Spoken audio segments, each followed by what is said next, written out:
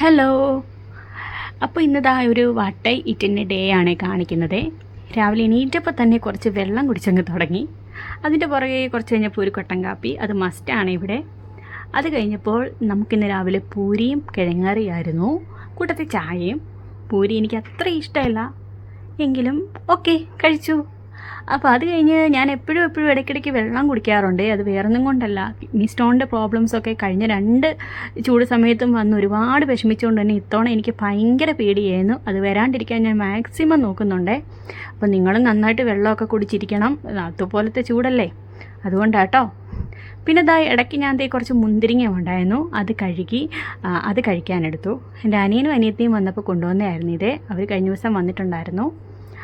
ഉച്ചയ്ക്ക് നമുക്ക് ചോറിൻ്റെ കൂട്ടത്തിൽ ഉള്ളിത്തീയലും ഉണക്കമീൻ പൊടിച്ചതും. അപ്പോൾ ഇതായിരുന്നു ഇന്ന് ഉച്ചയ്ക്കത്തെ സ്പെഷ്യൽ. എനിക്ക് വേറെ ഒന്നും വേണ്ട, ഇതൊരു അടിപൊളി കോംബോയാണ്. എല്ലാവരും ഒന്ന് ട്രൈ ചെയ്ത് നോക്കേണ്ട കോംബോയാണ് കേട്ടോ, ഉള്ളിത്തീയലും ഉണക്കമീൻ പൊടിച്ചതും. എനിക്ക് ഭയങ്കര ഇഷ്ടമാണ്.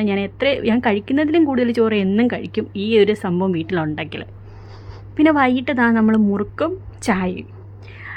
ഈ മുറുക്ക് കടിക്കുമ്പോഴുള്ളൊരു ശബ്ദമില്ലേ, എനിക്ക് ഭയങ്കര ഇഷ്ടമാണ് കേട്ടോ അത് കേട്ടോ.